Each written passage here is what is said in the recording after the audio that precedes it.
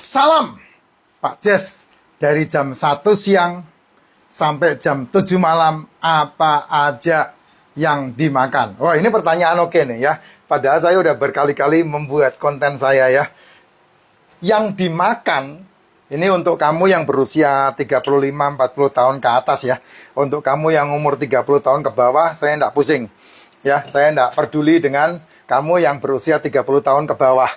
Kecuali, sekali lagi saya bilang, kecuali kamu sudah bermasalah dengan yang namanya degeneratif.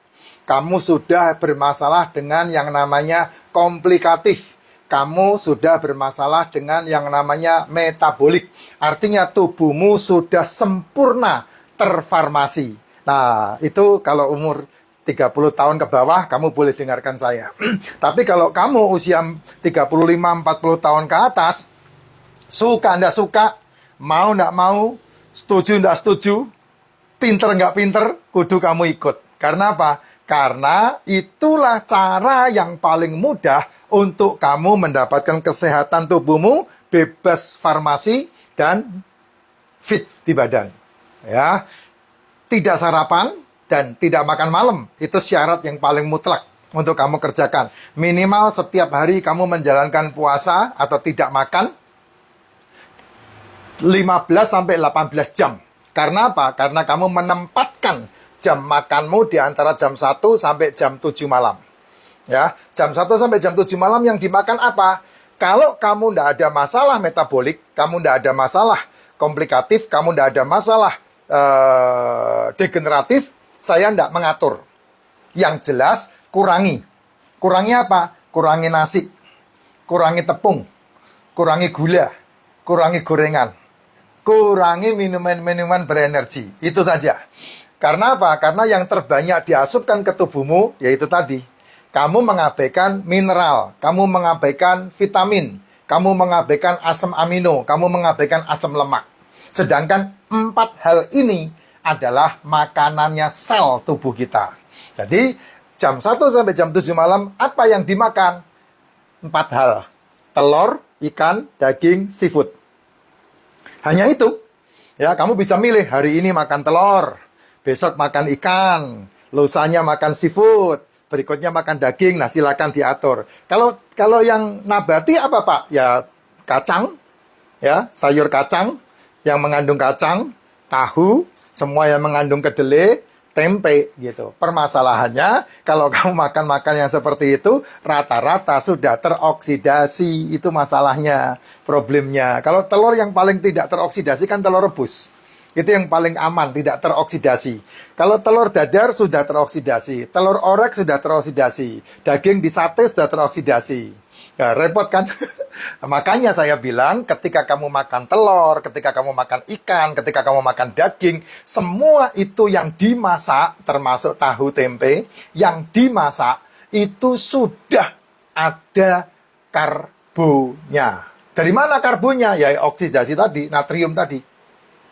Ya, gulanya itu udah didapat dari masakan yang kamu makan. Bumbu-bumbuan, itu sudah masuk ke situ. Sehingga kita yang usia 35-40 tahun ke atas, suka tidak suka kamu harus mengabaikan tepung. Kamu mengabaikan jajanan. Kamu mengabaikan cemilan. Kamu mengabaikan nasi. Kamu harus mengabaikan gula-gulaan. Kenapa? Karena ya sudah ada di dalam masakan telur, ikan, daging, seafood dengan tujuan memberi makan sel tubuh tadi. Berarti tidak boleh nyemil, Pak? Boleh, siapa bilang tidak boleh? Saya punya cemilan, tapi tidak setiap hari saya nyemil. Bisa seminggu sekali, bisa sebulan sekali.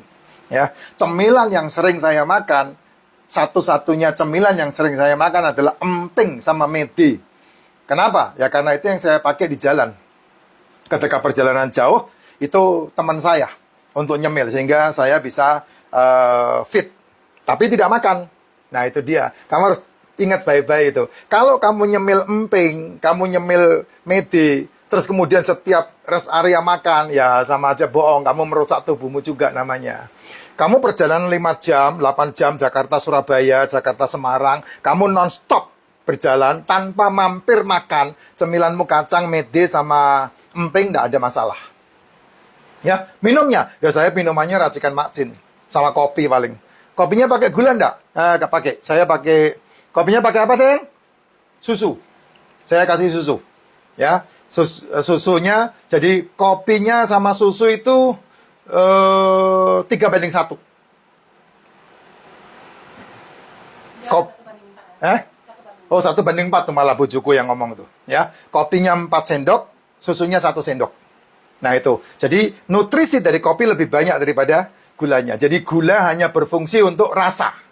Ya, gitu doang. Kalau kamu beli di luaran beda ya, kopinya cuma gulanya segitu.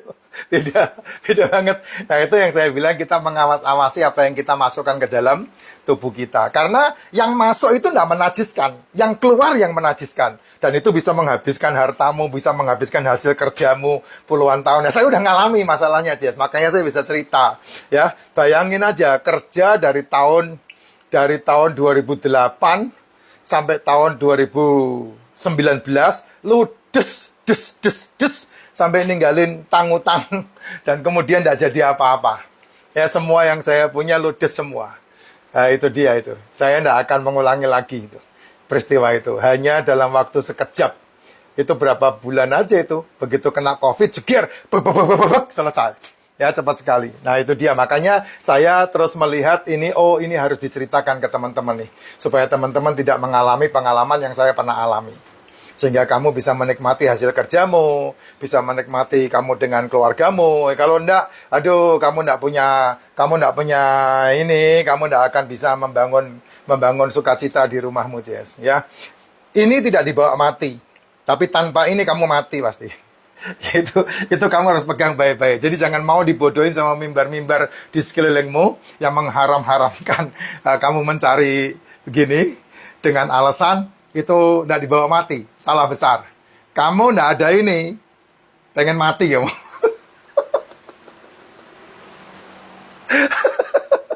Ya, jadi itu penting sekali. Ya, minimal kamu punya ini, kamu mau apa aja bisa tertolong. Itu yang penting banget untuk kamu pahami. Jadi jangan mau kamu dibodoh-bodoh. Yes, kamu mamon, kamu. Saya tidak peduli dengan omongan-omongan teman saya yang kayak begitu. Padahal dia sendiri kalau dekat sama saya, bro, punya segini ya bro, pinjemin bro, bantu bro, taek. Ya itu yang terjadi seperti itu, Jess. Ya, jangan pernah kamu, ini penting banget. Makanya jangan pernah kamu ikut campur untuk menunjuk seseorang. Karena ukuran yang kamu pakai untuk menunjuk akan diukurkan kepadamu. Ukuran yang kamu pakai untuk menunjuk. Saya sih kasihan sama teman-teman yang podcast yang mereview pemerintah, mereview jajanan ini, mereview ini. Saya enggak mau mereview begitu. Saya hanya menyampaikan apa yang saya pahami, itu haknya kamu, hak kamu untuk mengkonsumsi, hak mereka untuk jualan. Saya tidak akan pernah untuk mengusik mereka. Tidak akan. Karena apa? Karena setiap orang punya ukuran sendiri untuk diukurkan kepada dia ketika dia mengukur orang lain. Makanya saya tidak mau mengukur. Saya dipalsukan banyak hal Saya tidak pernah mereview mereka. Dan saya tidak pernah counter attack sama mereka. Tidak pernah, saya tidak mau. Walaupun racikan Mak Cin ditiru, fotonya diambil ya. Terus kemudian beberapa testimonialnya diambil. Saya tidak pernah mereview mereka. Biarkan saja, belum diputuskan. Jadi yang punya hak untuk memutuskan adalah Sang Pencipta. Jadi bukan saya. Biarkan saja mereka mencari uang dengan cara mencuri gambarnya Mak Cin, mengambil sampel racikan Mak Cin, ya monggo silahkan aja. Saya tidak pusing. Bahkan saya dikata-katain macam-macam apa aja, ya monggo aja, tidak masalah. Ya, ini penting sekali untuk diperhatikan sehingga Bapak Ibu bisa melihat selama jam 1 sampai jam 7 itu apa saja yang dimakan.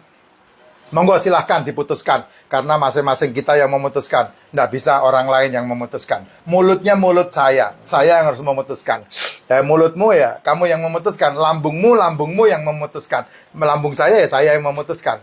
Jadi kita tidak bisa menghakimi orang lain. Tapi kalau kamu mau mengikuti polanya, tidak sarapan, tidak makan malam, jam 1 sampai jam 7. Yang dimakan telur, ikan, daging, seafood. Yang dimasak sudah ada unsur nasi, sudah ada unsur gula, sudah ada unsur tepung, sudah ada unsur jajanan, sudah ada unsur sayurnya. Sakrosa, fruktosa, glukosa sudah ada di situ semua. Jadi yang aman untuk usia 40 tahun ke atas, tidak atau menyingkirkan yang namanya nasi, tepung, gorengan, minyak.